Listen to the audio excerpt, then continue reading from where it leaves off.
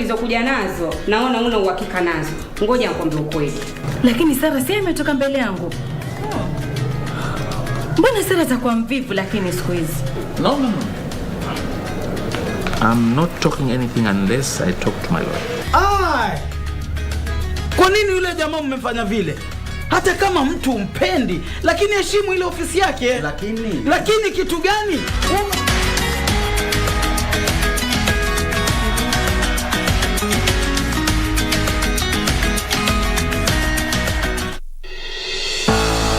The small and medium-sized enterprises are the heartbeats of the Kenyan economy. They contribute about 34% to the country's annual wealth, and they employ almost 80% of the country's total workforce. But this critical industry is at a crossroad. These MSMEs are not even creditworthy in the eyes of the financial institutions. So you find when you're dead completely. And that's why the fund then would have been very handy to be able to cushion these institutions, these businesses, so that they are able to stay afloat. This week on Inside the Government, we talk to the chairperson of Micro and Small Enterprises Authority, James Moreu, on what the fund is doing to jumpstart this critical industry, right here on KBC Channel 1.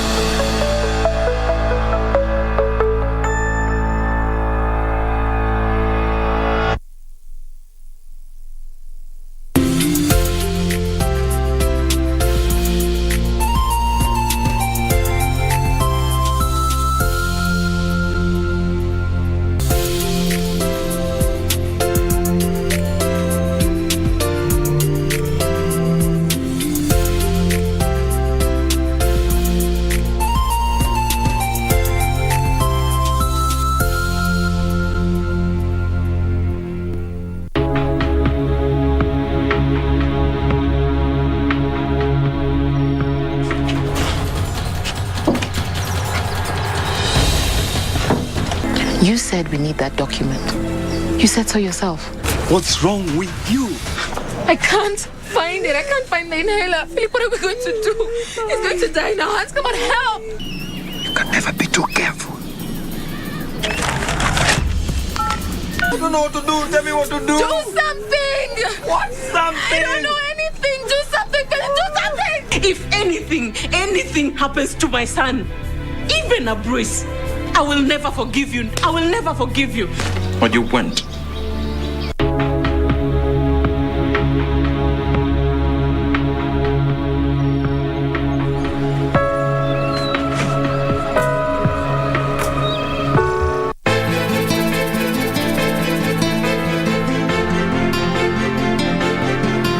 Ungenieleza ukweli kutokea mwanzo, usingekuwa mahali hapa sasa hivi. Kusema kweli hakuna la kufanya. Basi turudi kwa baba. Labda atatusaidia. Umemuona ama umeota? Hakuna tofauti hapa. Siwezi kukubali huyo mtoto aishi hapa.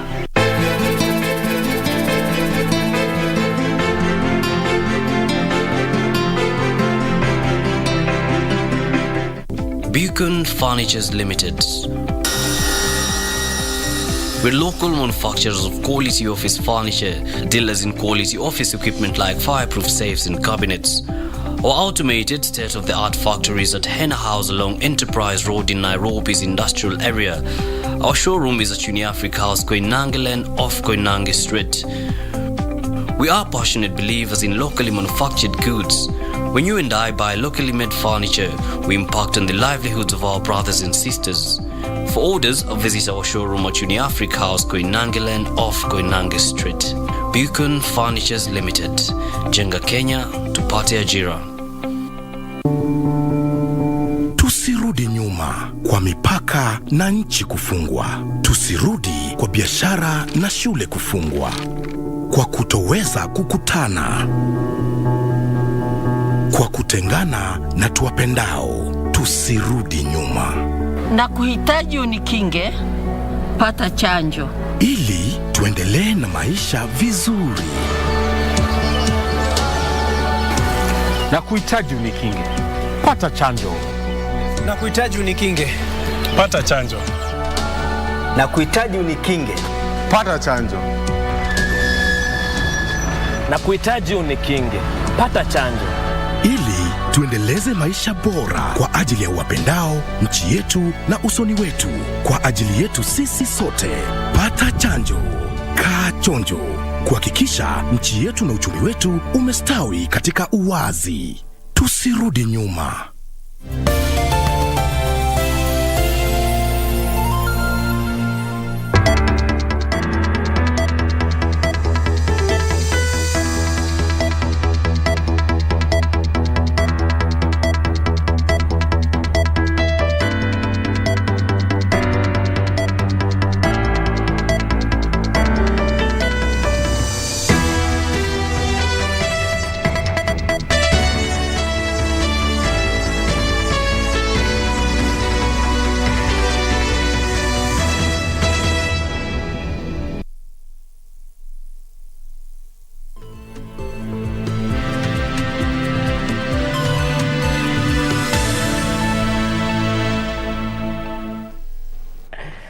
Good afternoon. Thank you for creating time for us. This is KBC. A very warm welcome to the Lunchtime News. My name is Irene. Muchuma Udim. On sign language interpretation this afternoon, we have Lucy Moura. Do interact with us on our social media platforms at KBC Channel 1 on Facebook, YouTube, on Twitter.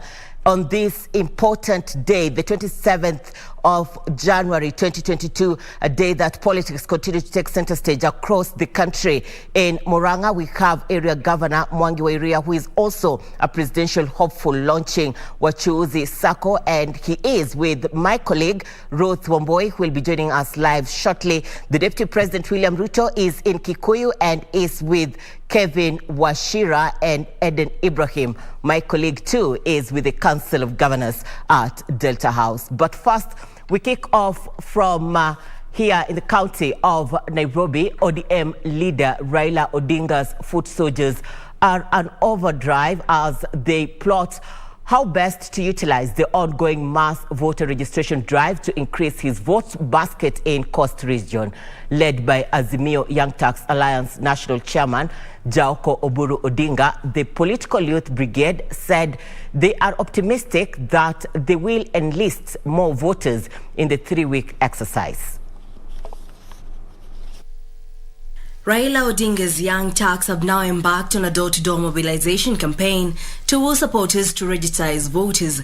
Led by the national chairman Azimio Young Turks Alliance, Jaoko Oburu Odinga, they said that unlike in the previous voter mobilization drives, where leaders engaged in roadshows, the focus has now shifted to door-to-door campaigns to woo potential voters. Sisi kama vijana tulitambua kuwa hii kitu tunaita Azimio la Umoja ama handshake lazima ingie katika mtaa, lazima ingie kwa jamii. Ndio sasa tukiwa kwa muungano moja tunaweza kutimiza ile kitu tulimwahidi baba kuwa yeye atakuwa the 5th president wa Kenya. On his part, vibrant Democratic Party leader and former Nyali Member of Parliament Hezron Awiti Bolo urged the Luo community living in Mombasa to put their personal interests aside and forge political unity geared towards hunting votes for Raila in the Coast Region. Wale ndugu ambao wametoka pamoja walikuja kufanya biashara ya community wa Jaluo.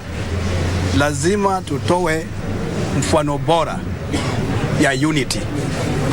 Unity ya kwanza, kuweka nyumba yetu in order na kizungu Ya pili, tutoe mfano bora ya kutafuta kura katika sub county, ward level na popote.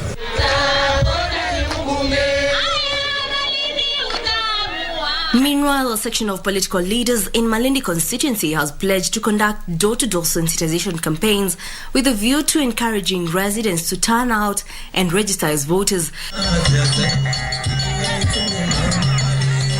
The leaders who are aspirants under the United Democratic Alliance Party also urge youths who applied for national identity cards in the area to collect their documents. Na najua kabisa ya kwamba ili niweze kupita kama mbunge wa Malindi haiwezekani kama hakuna kura.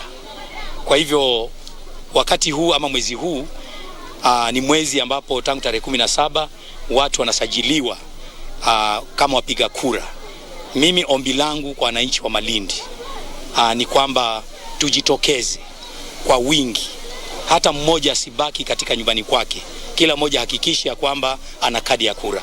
Finally, Narok North Member of Parliament Moitalel Olekenja has told off Narok Governor Samuel Tunai for alleging that he was dividing the communities in the county. Kama Tunai anawapenda zaidi ya watu wengine, saa hii wale watu ambao waliwauzia mashamba wangekuwa kotini. Wale watu ambao walichukua pesa kwa kudanganyia msituni wangekuwa wameshikwa na kuwalipa. Those are leaders allied to the Orange Democratic Movement in the county of Mombasa and Malindi. In other news, a section of spiritual leaders in Lamu County have decried the rising cases of insecurity in the area. The clergy say the obtaining situation has left locals living on the edge, fearing further attacks. A recent incident at Wido Shopping Center in Mpeketoni left 6 people dead and others nursing injuries. Tension remains high in Mpeketoni, Lamu County, following a spate of attacks which left 6 people dead. The attackers left residents living in fear. Led by Bishop Noel Kitese, the spiritual leaders say there is need for the government to intervene and deploy more police officers in the area to beef up security in the volatile area. Tuombe na wao, huku tukiongea na vitengo vya serikali, tukitaka kujua usalama ukoje. Speaking while distributing food items to the affected families, the clergy said many families have fled their homes and they are yet to return. Tunaomba serikali ikaweze kuchukulia jambo hili la usalama na sana sana kwa kuhakikisha kwamba wanarekruti vijana wa NPR, kuhakikisha kwamba wanashika doria katika maeneo haya kwa ajili ya usalama wa wananchi wetu. Na hiyo tumehakikishiwa na Bwana County Commissioner ya kwamba wanataka kuvet vijana wachukue ili waweze kuimarisha usalama wa maeneo haya. The affected families are currently pitching camp at some schools in the area. Ni kwa sababu vyandarua vimejaa, tunalala hapo tu kwa sakafu. Kuna mama wajawazito, kuna watoto wadogo, hata wengine ni wa wiki, hata si wa miezi, hawajamaliza mwezi. Wale 5 waliingia kwangu wakapora kila kitu. Si TV, si mashini, si vikombe, si kila, baka chakula, baka nguo, mabagi zote, baka mattress. Walibeba zote, kila kitu. Mbia angalau uponeshe Baraka peke yake. Angalau akufe babako. Tubaki na mtu mmoja. Mimi kama vitu vangu ni kama vote vimeenda. Lakini cha mtoto wangu, hicho kama kimeenda, bati zilienda, manguo, TV nazo wakavunja vunja. Timothy Kipnusu for Lunchtime News. A section of Marsabit elders have endorsed Acting Agriculture and Food Authority Director General Kelo Harsama as the Borana candidate for the Marsabit County gubernatorial seat. The former provincial administrator was among 3 other candidates who are seeking the elders' blessing. Harsama is accepting the endorsement and called for a peaceful electioneering period, asking residents to shun divisive politicians and vote for leaders with a development track record. Kwa sababu mimi nataka kutumia hiyo pesa kuleta maendeleo katika kaunti ya Marsabit, kujenga mahospitali, kujenga mabarabara, kuleta maji, kufanya mambo ya agriculture, kufanya mambo ya irrigation, kuhakikisha ya kwamba watu wa Marsabit wamepata chakula. Tuliweza kufikia kwa kauli ya kwamba leo lazima tutokee na mgombeaji moja. Watu wa Marsabit wanafaa kujifunia kwa sababu watatoka kwa giza. Sababu tumekuwa kwa giza kwa muda mrefu. Sisi hasa wachanuzi wa maneno ama kudadisi maneno hapa na pale, tuliangalia kwamba ama tulionea kwamba Marsabit County imebakia nyuma sana kimaendeleo. Port Victoria Sub-County Hospital in Bunyala, Busia County is set to get an interrupted water supply in a 7 million shillings project that will tap water from Lake Victoria North Water Works Development Agency by next week. Lake Victoria North Water Services Director Mediatrix Wangira says the agency will also fix water pumps to enable supply of water to communities around the hospital.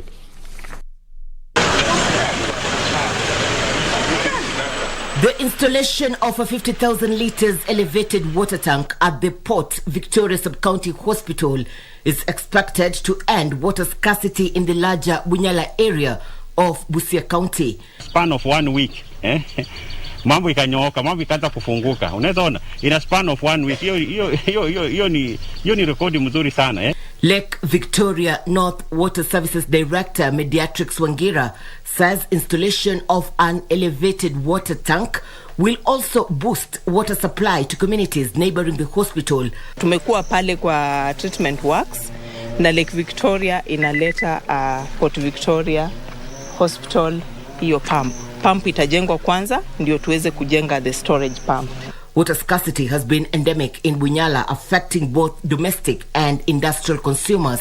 Bunyala Sub-County Commissioner Grace Ouma says the gesture will enhance the quality of healthcare at Port Victoria Sub-County Hospital. When there is no water in the hospital and there is no clean water out there, people will come here, sick people will come here, and even those who are sick will get more sicker.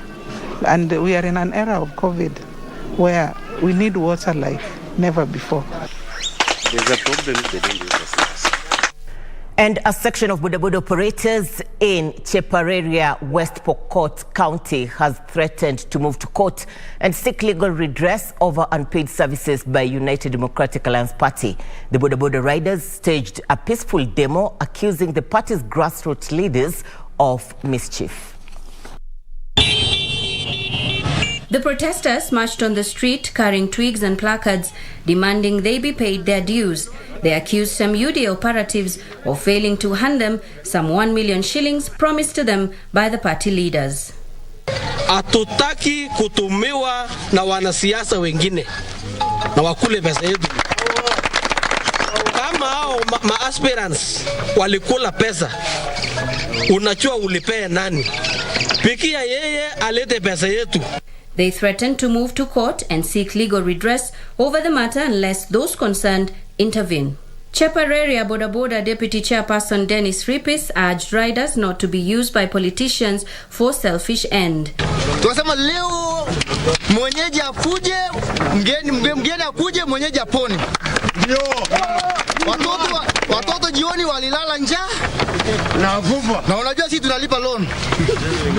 Sasa wengine wanakuja paka ofisi yangu wanaambia naibu, wapi pesa ya bodaboda?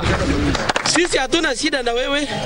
Uliona tulikukaribisha vizuri, tukashangilia vizuri, ukarudi vizuri kwa ile mkutano yako yote sababu wewe ni mtoto ya nyumbani. West Pokot Bodaboda Riders Chairperson Moses Loitasiwa alleged that 1 million shillings was handed to each of the 4 constituencies, but those in Pokot South are yet to receive their share.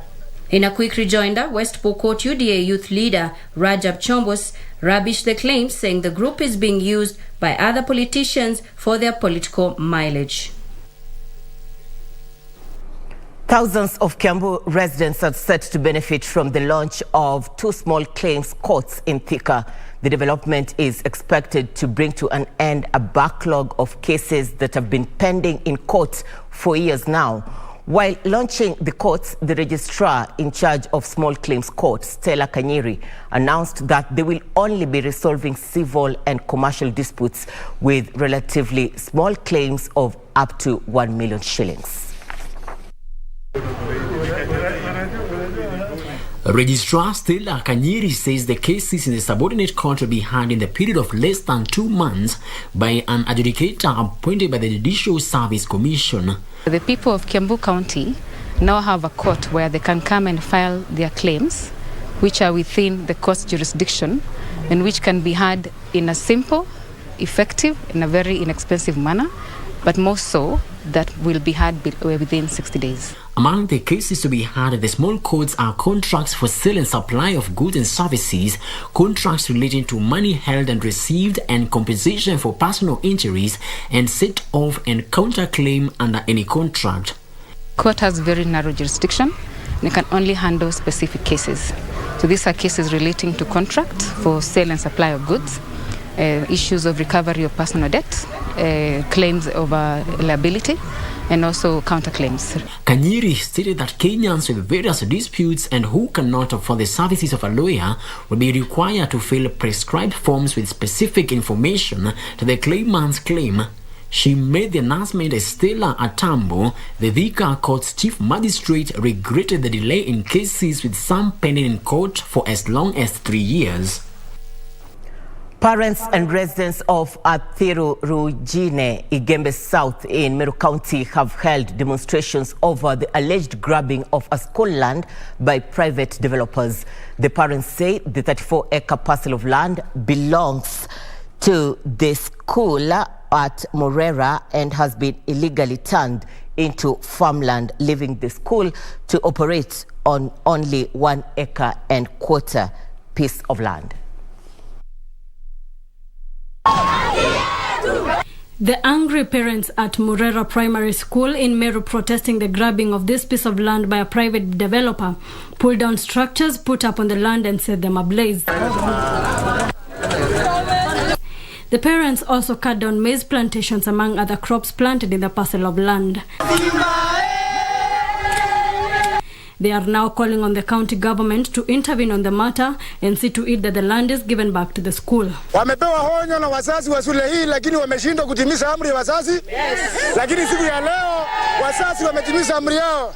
Sasa ninaomba governor Kiraito Moronge na MP wetu asaidie MCA wetu kuyalima hii shamba ya shule. Area MCA Jafeth Kiremi assured parents that he will liaise with the relevant authorities to resolve the dispute. Hakuna mlagai mmoja tutaacha katika hii shule ama katika sehemu ya shule. Reporting for Lunchtime News, I'm Wamboi Otiende. Political and religious leaders have been urged to formulate ways of harmonizing modern lifestyle with positive cultural practices if the country is to dispel negative stereotypes and personal biases about different communities. A group of cultural leaders say the gesture will help to foster unity and coexistence among Kenyans. Purity Mseu has the details. Culture, it enhances people's quality of life and increases overall well-being for both individuals and communities. For this reason, a group of cultural leaders in Githunguri wants it preserved by all means. People may mislead others and say, oh, it's only bad things that we have. But we have a great thing in the Kikuyu culture, like naming. I've been asking the youth, do you know how you name the children? And it is the only thing that we have in the world. The leaders who spoke during a consecration of the Mau Mau Museum and Cultural Heritage in Githunguri town say it's paramount to allow people to practice positive cultural practices for the sake of the opportunities that come when people come together. Sababu ya kuja hapa Githunguri ni kubariki ile shamba. President wetu alisema anataka kujenga museum park na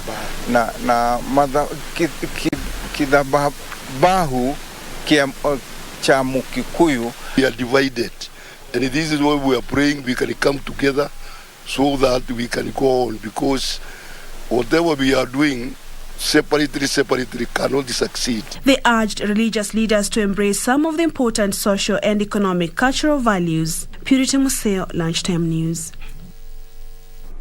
Glad you're part of this bulletin. Quick acknowledgements. Chancy Kerubo, you're saying KBC Channel 1. Keep up the good work. Kea Arere, you're saying you're watching KBC Channel 1 from the county of Vihiga. We are taking a short commercial break. We'll be back with more. Stay with us.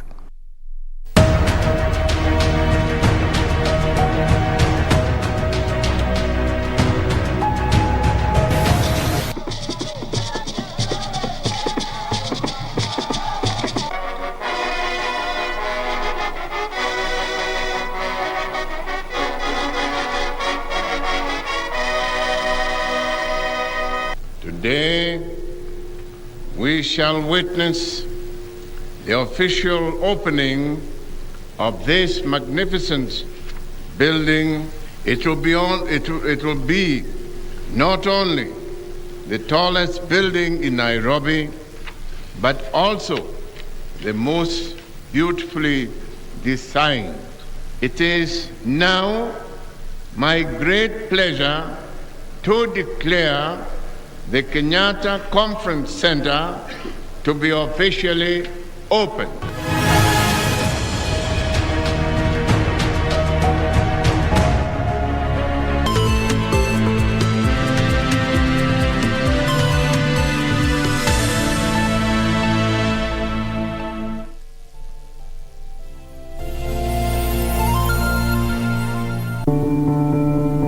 Tusirudi nyuma kwa mipaka na nchi kufungwa. Tusirudi kwa biashara na shule kufungwa. Kwa kutoweza kukutana.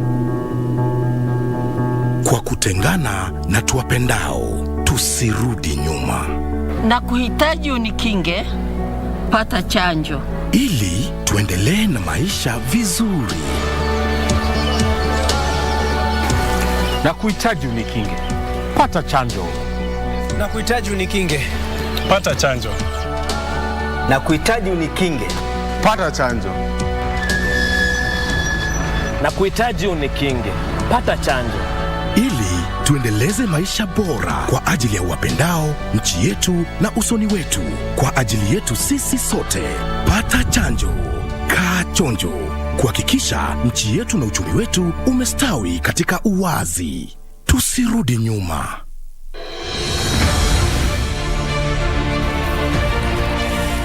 Miaka ya 80, mfumo wa 4K Club ulivuma sana katika shule za msingi na ukasaidia wanafunzi wengi kuwa na ujuzi na maarifa muhimu. Zamani imeonekana kama kwamba agriculture ama mambo ya kilimo ni kama mambo ambayo yanafanywa na watu ambao hawajasoma, lakini hiyo sio kweli. Hata hivyo vilikosa ladha na vikafifia. Kwa sasa Rais Uhuru Kenyatta amevifufua na kutoa agizo kuwa viwe katika kila shule kote nchini.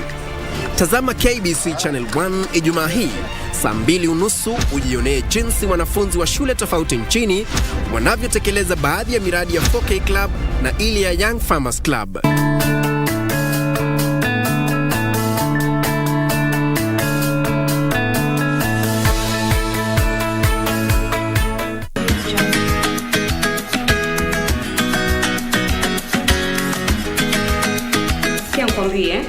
Sasa hizo habari ulizokuja nazo naona una uhakika nazo.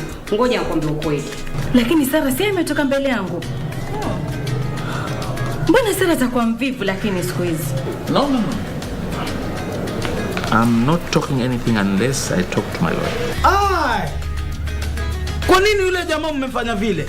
Hata kama mtu umpendi, lakini heshimu ile ofisi yake. Lakini kitu gani?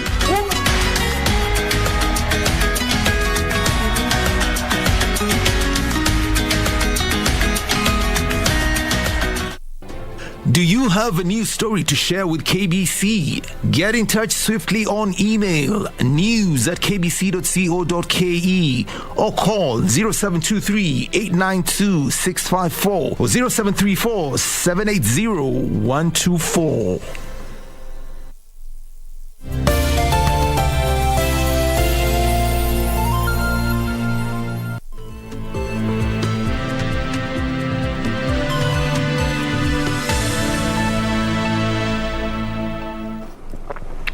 Thank you for staying with us. Welcome back. This is the Lunchtime News. Now, political leaders continue to traverse the country, and the Deputy President has also been on the move ahead of the August 9th general election, which is just months away. Today, he is in Kikuyu. My colleague Kevin Washira is with the team. Kevin, good afternoon. Paint for us the picture in Kikuyu today. Thank you very much, Irene Muchuma. I'm coming to you live from Zambezi Shopping Center, where the Deputy President William Ruto is expected to lead the Kenya Kwanza Alliance public rally. You recall the Kenya Kwanza Alliance is the newly formed alliance between the UDA party, which is led by Deputy President William Ruto, ANC party led by Musalia Mudavadi, and Ford Kenya party that is led by Senator Moses Wetangula. Now, Deputy President William Ruto yesterday held the first rallies under Kenya Kwanza Alliance in Nakuru And now today, he is in Kiambu County, where he is expected to address a series of rallies in Limuru constituency, Kabete constituency, and Kikuyu constituency. His program today started in Uthero at 10 a.m. and now he is coming from Kino. And you can see behind me the congregation, and the numbers are increasing as people await for their preferred presidential candidate to come and tell them his manifesto and his agenda as he sells his presidential bid. Now, after here, Deputy President will go to Kiamba, Mugoga, where he is expected to address another public rally. He will also go to Gecha and also go to Kikuyu constituency in the evening. Now, yesterday, when he was addressing the rally in Nakuru, Deputy President took pride in the alliance that he has made with Musalia Mudavadi and expressed optimism that he will defeat his main competitor, that is Azimio la Umoja candidate Raila Odinga, on 9th August general election this year. As you can see, the crowd is charging. From what we guess from here is that the Deputy President is just around the corner trying to make an entry here. He is accompanied by area MP Anthony Kimani Ichung'wah and a group of other MPs who are allied to UDA party. Now, let us wait for the Deputy President. We'll be giving you more details. Back to you, Muchuma.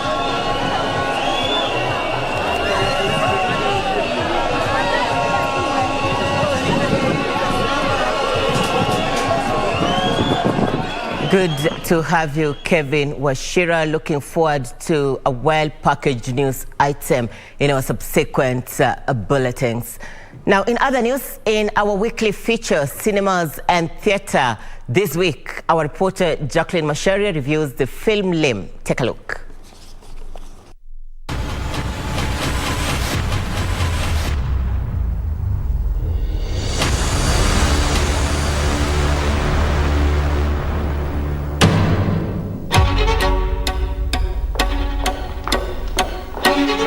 Lim, a film from Eldoret, presents the story of Lim, a young man interested in solving issues affecting farming in the region, and Tasha, who has the key to pushing the ideas to government policy makers in agriculture. Imagine amekama up na project yenye inaenda kusaidia agriculture.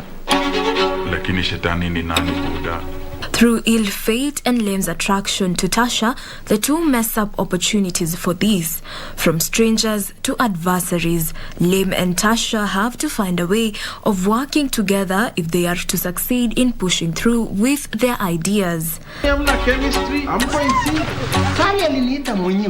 Starring Octavia Zonyango, who plays the character Lim, and Kui Gitonga, who plays the character Tasha, the film is slow-paced, youthful, and showcases a different urban landscape from the ordinary urban Kenyan film, which are mainly set in Nairobi. So we partly auditioned, and this involved me watching theatre people doing their stuff. Because Octavius is a thespian. He acts both on stage and in film. So that's why I picked him as a good actor. Koi, I had worked with her earlier because we had casted for another film initially, the role of Tasha, among others. Produced by B. Cosmas and directed by Joan Rispa Kirago, the film, made possible by Kenya Film Commission's Film Empowerment, differs from Hollywood's style of storytelling in film. There is a mix in the use of Kiswahili and English. Realize that youths actually have to know that solutions lie with them, that we don't have a savior for their joblessness, for their idleness, for anything that afflicts them. But if they take issues into their hands and try to solve them, like the one in terms of farming, they can be significant, or they can contribute to solving issues outside of their comfort zone. That's why we centered it in Eldoret. Silence on set. Lim went to screen at Rupa's Cinema in Eldoret and Sin Cinema in Nairobi and Alliance Francais in Mombasa. It was nominated and screened at European Film Festival 2020, Uganda International Film Festival 2020 and Real County Film Festival 2020. Commissioned by Funding Productions we are increasing in terms of the quality of the product that we are taking to the market. So that if it's Netflix, if it's Showmax, if it is Viusasa, if it is TV, if it is Mnet, if it's all this, then they can actually buy our production because now we have the capital. We shoot a movie, for example, in Kamukunji Estate in Eldoret. And in December, we come and show that film among other films. People actually get to know that we have Kenyan films. Kenya Film Commission is strongly going to high schools with film clubs to establish films. And also, as filmmakers, even in Eldoret, I've been going to different high schools in the region, teaching students about Kenyan films. So you see, when these people graduate, so I believe that in the next generation, then the market for film will have actually spread so much. Nikutafunie, alafu unashindwa kumeza. Jacqueline Masharia for Cinema and Theatre.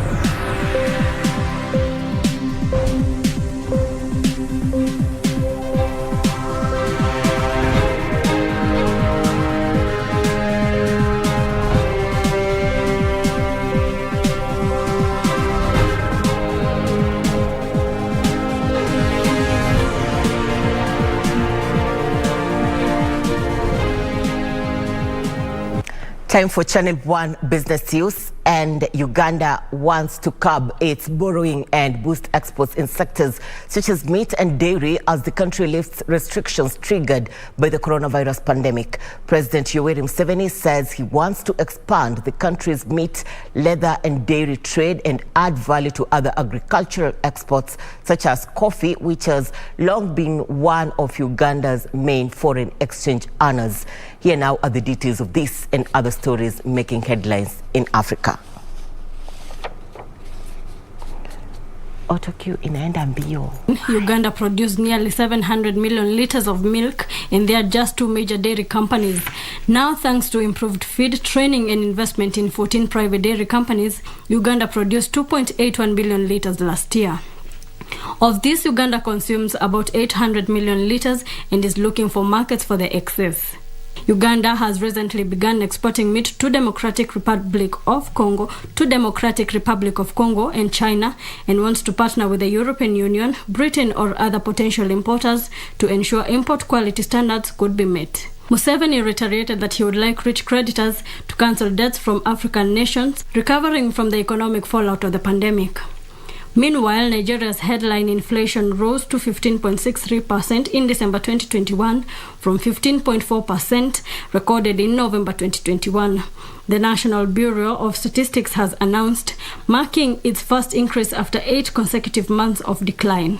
A major driver in security reforms, monetary and exchange rate issues contributed to the rise in the rate of inflation. Further, economists note that historically, the year-on-year December figure is always higher because consumption around the festivities is often on the high side. The World Bank has already warned that Nigeria would have one of the highest inflation rates globally in 2022. Finally, Angola will gradually eliminate import duties for products originating from member states of the African Continental Free Trade Area. The measure is based on the memorandum of the proposed tariff offer of Angola under the framework of the AfCFTA. In November 2020, Angola became the 30th country to ratify the agreement to establish the AfCFTA. The country's Economic Commission of the Council of Ministers approved the country's annual indebtedness plan for 2022, which is valued at $13 million to finance the general state budget. Data Commissioner Immaculate Kasait says that despite Kenyans identifying issues such as cyberbullying and identity theft, there is still a critical mass of citizens who are unaware of where to report such abuse. Here now is Alan Aoko with the details.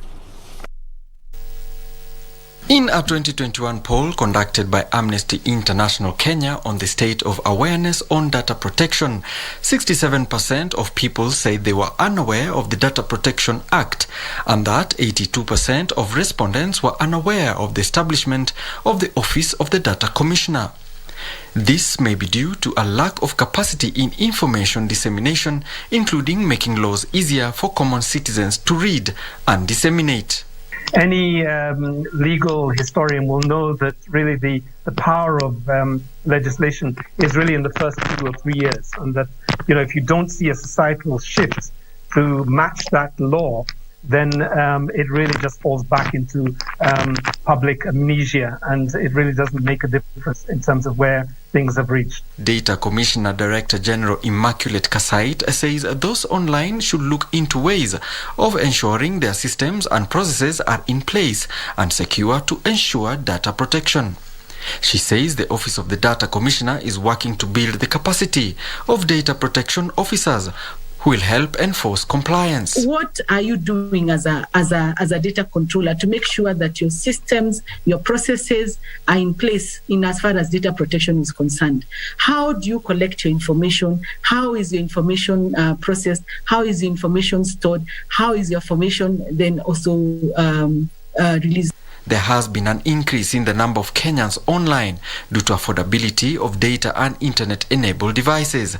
But this has led to the sharing of more personal information on platforms like social media sites. Despite not having regulations, you find people, they really want to protect their data. Some of the complaints, you'll see we have 300 complaints, and people will not understand why these are not being resolved as quickly as it would happen. And of course, demand that we should be out there in terms of being able to manage the issues around data protection. For us to get this conversation to move into a more deeper conversation around the power of artificial intelligence, the algorithms, the CCTV data that's beginning to pick up a lot of data in Nairobi and Mombasa and other places. The identity-based discrimination that is beginning to show up in various places. Experts want those mining data to be clear on what the data is being used for. Alanauko, Prime Edition. The U.S. Central Bank is poised to raise interest rates in March this year as it unwinds the support it has provided the world's largest economy since the start of the pandemic. The U.S. Federal Reserve is under pressure to rein in inflation as prices in the U.S. rise in the fastest rate in almost 40 years. Here now are the details of this and more stories making headlines across the globe. Even though the Federal Reserve has not raised interest rates, it said such a move would soon be appropriate. At a press conference following a meeting of Fed officials, Federal Reserve Chair Jerome Powell did not say how fast or how high U.S. interest rates would rise. He also suggested that officials are willing to move faster than they did the last time the Fed was raising rates, noting that the economy is much stronger than it was in 2015, as is inflation. Higher borrowing costs help combat price rises by reducing demand for items such as cars and homes, which are key drivers of U.S. inflation, which has persisted far longer than Fed officials initially expected. Meanwhile, China Evergrande Group shares slumped on Thursday after the developer's thinly detailed roadmap for restructuring left investors dissatisfied, and its indebted peers also fell on concerns that higher interest rates would raise financing costs. Evergrande's executive told creditors it hoped to work with them to achieve a risk management solution, and it would treat all categories of creditors fairly and follow international practice. The company has urged creditors not to take any aggressive legal actions. Evergrande has liabilities of $300 billion, including nearly $20 billion of international bonds, all deemed to be in default after a run of missed payments late last year. Other property companies suffered losses as well. Finally, South Korean battery maker LG Solution has jumped in its stock market debut after becoming the country's biggest ever share offering. The shares briefly doubled from the initial public offering price before ending the day 65.8% higher. The company raised $10.6 billion in the IPO earlier this month. Thursday's strong performance made LG Solution the second most valuable firm in Seoul's benchmark Kospi Index after Samsung Electronics. LG Energy Solution accounts for more than 20% of the global electric vehicle battery market and supplies car-making giants including Tesla, General Motors and Volkswagen. It also makes batteries for drones and ships. Now, those who have encroached the waylay of the electricity infrastructure will be relocated in a government program aimed at securing power distribution network. Interior Cabinet Secretary Dr. Fred Matiang'i and his energy counterpart Monica Juma says chiefs and energy sector players would sensitize the public before the relocation of the exercise, which will kick off. The two cabinet secretaries urged members of the public to play their civic duty of securing public assets. The decision comes weeks after the country was plunged into darkness in what is blamed on vandalism of the electricity distribution network. It's very, very dangerous to try and build houses and infrastructure right under the power lines, because that is very, very dangerous. And even those people who try sometimes to steal power and do illegal connections, they endanger not just themselves and their families, but whole groups of people and communities and so on. Play that civic duty, you know. We have a civic duty to secure public assets because they are our assets. So the role of the Kenyan citizens is critical in ensuring that we have a secure infrastructure. Water and Irrigation Cabinet Secretary Cecily Kariuki says there is need to build capacity for community projects committees to enhance their knowledge on project management. Kariuki says this is to ensure the success of projects being undertaken by the government goes to a success. Speaking on the sidelines of a capacity building exercise for various water development committees for Nyandarua Central Sub-County, the CS said the national government had invested heavily in the community projects, hence the need to ensure their success. Jukumu letu kuu kama serikali kuu si miradi kuunda miradi pekee. Vile capacity building ni mojawapo ya jukumu ambao tuko nazo kama serikali kuu kwa kila kitu. The CS criticized a section of politicians who she accused of politicizing government projects, saying they were doing a disservice to Kenyans. Kazi imefanyika, lakini wakati wa siasa saa nyingine tunaongea na wananchi ni kama hawaelewi ama ni kama hawaoni. Wananchi wanaona ile kazi Mheshimiwa Rais amefanya. Earlier on, we linked up with my colleague Kevin Washira, who is with the Deputy President William Ruto, who is today pitching camp in the county of Kiambu. And Kevin is advising us. We listen in as the DP is addressing attendance at the rally. Si ni kweli? Na ndio sababu hiyo hapa Kiambu tumetengeneza barabara karibu kilomita 600 mpya hapa Kiambu. Tulikubaliana na nyinyi hii barabara kubwa kutoka pale ABC mpaka Rironi tutaifanya iwe dual carriageway. Na hiyo barabara iko katika nafasi ya mwisho, tutatengeneza na tutaweka dual carriageway. Sawa? Na tulisema wakati tunatengeneza hizo mabarabara lazima tukumbuke barabara za huku kwenu hapa ndogo ndogo. Tunaelewana? Ndio tumetengeneza hii barabara niliwaahidi wakati ule kutoka kona pale mpaka Kikuyu. Si hiyo barabara tumetengeneza? Si ndio? Tulikubaliana pia ya kwamba tutawatengenezea barabara kutoka Kerwa kwenda mpaka Ndoma. Si hiyo barabara tumetengeneza? Tulikubaliana Ondere kwenda mpaka Mageresha. Si hiyo barabara tumetengeneza? Ni kweli ama si kweli? Tulikubaliana barabara hii ya kutoka hapa Kefri kwenda mpaka Dhamanda. Si hiyo barabara tumetengeneza? Ni kweli ama si kweli? Mimi nataka niwaambie zile barabara zimebaki. Nimewaambia watu wa Kinoo, hiyo barabara ya Kinoo tutatengeneza, ile barabara ya Kanyerere 87 tutatengeneza na tutahakikisha ahadi yetu tumetimiza. Neguo. Tulikubaliana pia ya kwamba wakati wewe mtu ya tarumbeta, wewe ngojea. Wewe sasa, nilisoma ya kwa Biblia ati tarumbeta itapigwa siku tutaenda mbinguni. Kwani tunaenda mbinguni leo? Sasa wewe mtu ya tarumbeta, ngojea na tarumbeta yako. Sawa sawa. Tulikubaliana na nyinyi ya kwamba mambo ya stima, wakati tunaunganisha stima Kenya, hatutaki giza Kiambu. Ndio tumeunganisha stima. Watu walikuwa na stima hapa walikuwa 150,000 in 2013. Leo tumefikisha 420,000. Neguo. Tunakubaliana? Tunakubaliana? Mimi vile vile nataka niwaambie ya kwamba hii barabara ya kutoka Sambezi kwenda Kahuho, sehemu ile ingine tutatengeneza na pia tutaikamilisha. Tumekubaliana? Tuliwaambia masomo ya watoto wetu wa Kenya ni ya muhimu. Hapa Kiambu mulikuwa na Technical Training College 3, lakini leo tumejenga Technical Training College zingine 7 hapa Kiambu mpya, ikiwemo yenu ya hapa Kikuyu pale Nacho.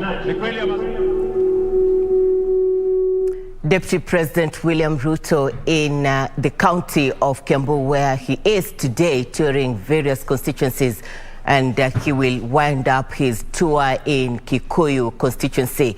Now from Kiambu, let's cross over to Murang'a, where my colleague Ruth Wamboi is today with Mwangi wa Iria, the area governor, who is also a presidential hopeful in the August 9th general election. And those are pictures coming live from the county of Murang'a. We have witnessed lots of entertainment. Youths are turning up in numbers to see the launch of Wachuuzi Sacco, which is being conducted by His Excellency, the Governor of Murang'a, Mwangi wa Iria. And it is a project that is aimed at encouraging the youth to take advantage of what they have, any finance they have in ensuring they have stability in putting food on the table. And Ruth Wamboi will be bringing us a detailed news item in our subsequent bulletins. But before further ado, let's now cross over to sports news, to the fields. And golf fans and enthusiasts will be allowed to attend the upcoming Magical Kenya Ladies Open, which will be held from the 10th to the 13th of next month at Vipingo Ridge's 18th Hole Baobab Course in Kilifi County. This follows consultations with both the government and the Ladies European Tour, under which the Magical Kenya Ladies Open is organized. COVID-19 protocols that govern public events in Kenya will be strictly applied for the safety and health of fans and players, with only fully vaccinated spectators permitted to access the venue.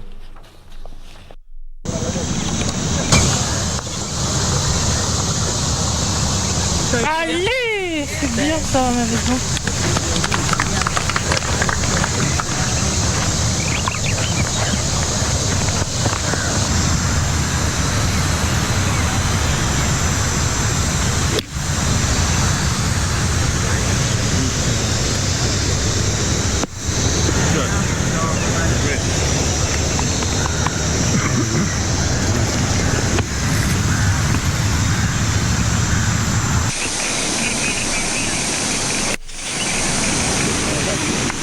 Mohamed Salah scored a decisive penalty that helped Egypt beat Ivory Coast 5-4 on post-match penalties to reach the quarterfinals of the ongoing Africa Cup of Nations in Cameroon, following a 0-0 draw in regular time last night. Meanwhile, goalkeeper Jesus